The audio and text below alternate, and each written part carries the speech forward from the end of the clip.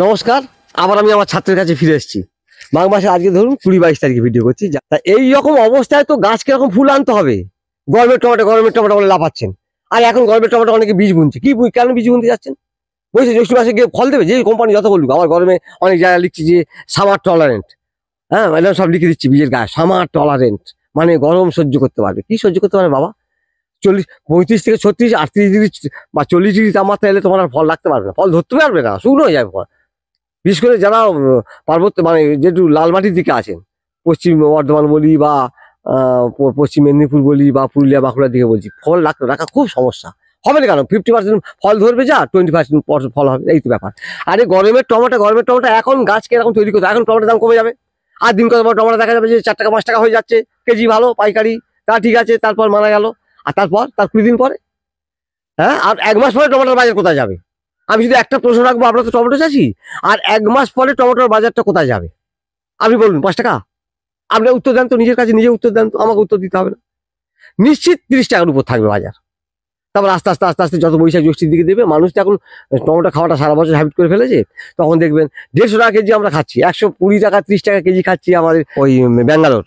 তারা অসময়ে আমাদের টমেটো সাপ্লাই দিচ্ছে, আমরা কিন্তু এত পাকা চাষি হয়ে দিতে পারি না। এই এখন ফুল আনতে হবে, আমি বারবার বলি গরমের টমেটোতে এখন ফুল আসবে। আর ঠিক আর 35-40 দিন পর থেকে বিক্রি শুরু হবে। এইভাবে এগিয়ে চলুন, নাহলে একদম অকারণ শুধু এখন টমেটো চারা অনেকে বসাচ্ছে, দেরি হয়ে যাবে, হবে না, এখন এত লাভ পাওয়া যাবে না। এ প্রচুর লাভ নিয়ে বেরিয়ে যাবে, আমি কথা দিচ্ছি। কারণ এই আর 1.5 মাস পর থেকে মানে পুরো দমে ফল উঠবে। চৈত্র মাসের প্রথম সপ্তাহ থেকে ধরুন পুরো দমে ফল চলবে। তখন তো সব ফল তো সেটিং হয়ে গেছে, তখন তার কোনো সমস্যা নেই, তখন আর কোনো ভয় নেই তো, তখন তো ফ্রুট সেটিং হয়ে গেছে, ঝরে পড়বে না, খসে পড়বে না, কিচ্ছু হবে না, সেগুলো শুধু পাকতে থাকবে। তখন বৈশাখ মাস পর্যন্ত বাজার টেনে নিয়ে চলে যাবে, জ্যৈষ্ঠ মাস পর্যন্ত চলে যেতে পারে যদি গাছকে যত্ন করে। যাক, জৈব সার দিয়েছে, এখনো পর্যন্ত কোনো বীজ দাওনি? হ্যাঁ, এখনো কোনো বীজ দাওনি? ও, নেটিভ আর অ্যান্ট্রাকল, যেমন ওতে উচ্ছেদে দিয়েছিল, বলছিল নেটিভ আর অ্যান্ট্রাকল দিয়েছে, কোনো ওষুধ দেয়নি, পোকাও নেই দেখছি, এখন সব সুস্থ আছে গাছ একদম। শীতের ঠান্ডা আছে এখন তো, এই ঠান্ডা থাকাকালীন, বারবার বলবো গরমের টমেটো চাষিদের, ঠান্ডা থাকাকালীন টমেটো গাছ তৈরি করে নিন, ফুল আর ধরিস নিন, আর ঠকতে হবে না তাহলে। এই একটা ব্যাপার, দেখুন ফুল এসছে, সবে প্রচুর ফুল এসছে, দেখুন এখন ফল ধরেনি ঠিকই, এই দেখুন ফুল এসছে, প্রচুর ফুল এসছে, দেখুন একবার। এইটা কিন্তু করতে হবে, এটা খুব দরকার, এটা খুব দরকার। এই যে গরমের টমেটো যারা করছেন তাদেরকে অনুরোধ করব, এখন গরমের সময়, এখন তো এই পুরানো টমেটো তো এখন আর ট্রিটমেন্ট করবে না, এখন দাম তো কম চলছে, এখন কেন আর পরিচর্যা করতে যাবেন?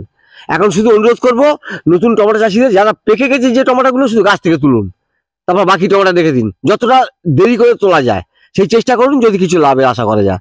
এই একটা ব্যাপারটা কি, এইটা দেখুন একবার, লেদা এরকম যদি ফুটো করে তখন সোজা একদম ভ্যালিয়াম ফ্লেক্সি বা আপনার যেগুলো আপনারা ওষুধ ব্যবহার করেন এর জন্য কিন্তু কোরাজেন, এইগুলো কিন্তু প্রতি লিটার জলে কোরাজেন হলে 10 লিটার জলে 4 মিলি দেবেন, আর ভলিউম ফ্লেক্সি হলে প্রতি লিটার জলে 1 মিলি করে দেবেন, দিয়ে মোটামুটি রক্ষা করতে হবে গরমের টমেটো। যখন দাম ভালো পাবেন, লেদা এরকম করে পচিয়ে দিতে পারে, এটাই দেখাচ্ছি। যাদের পাতাগুলো এরকম যে মানে এটা ছত্রাকের জন্য হচ্ছে, বুঝতে পারছেন, গরমের টমেটোতে যাদের ছত্রাক লাগবে পাতাতে, কিনারা পুড়বে, যাই হোক, এখানে কিন্তু ক্যাবরিও টপ প্রতি লিটার জলে 2 গ্রাম মিশিয়ে স্প্রে করবেন, ভালো কাজ করবে।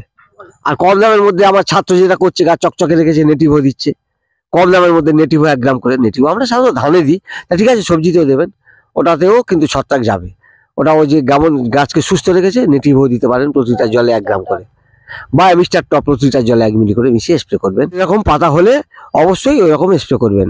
আর গরমের টমেটো যেমন দাম বেশি পাবেন, তেমনি পরিচর্যা করতে একটু খরচ হবে হয়তো, ওইদিকে কিন্তু মানে কৃপণতা করলে হবে না, তাহলে কিন্তু ঠকে যাবেন। লম্বা একদম প্রচুর গাছ করেছে, এদিকে সে প্রচুর বাগান, পাশের বাগান, এতে এই করছে তো, মাছ চাষ করছে আর এই সবজি চাষ করছে। হ্যাঁ, চাকরির প্রয়োজন মনে করে না। যাক, মোটামুটি সকলকে ধন্যবাদ জানাই, সব শেষ করছি, ছোট ভিডিওটা রাখলাম, আমাদের সঙ্গে থাকুন। সঞ্জয়ও আমার নতুন আরেকটা কথা এর মধ্যে বলে দিই, সঞ্জয় বাংলাদেশ থেকে প্রীতম বলে একটা বেগুন এনেছে, ওকে বলছি তুমি বীজ মানে বেগুন বিক্রি করবে না, বীজ রাখো। আমি ওই চেষ্টা করছে, বাংলাদেশের বেগুন ওরা বলেছে খুব ভালো হবে। একটা গাছ কত বলেছে হবে? 10 কেজি করতে ফল হবে, 10 কেজির উপর থেকে ফল হবে, আর 10 কেজি তো মিনিমাম, ও তো আরো বেশি হওয়া উচিত, 20 কেজি 25 কেজি হওয়া উচিত। হ্যাঁ, যাই হোক, ওই বেগুনটা যদি এখানে ভালো হয়, তাহলে ওকে বলেছি তুমি বীজ রাখবে, ও চারা বিক্রি করবে, ওর কাছ থেকে চারা নিতে পারেন। আমি পরে দেখাবো, পরে জানাবো। ও এইভাবে বিদেশ থেকেও মানে বাংলাদেশ থেকেও আনছে, দেখা যাক কেমন আমাদের মাটিতে হয় এই ব্যাপারটা। যাক, ছোট ভিডিওটা রাখলাম, সকলকে ধন্যবাদ জানিয়ে শেষ করছি।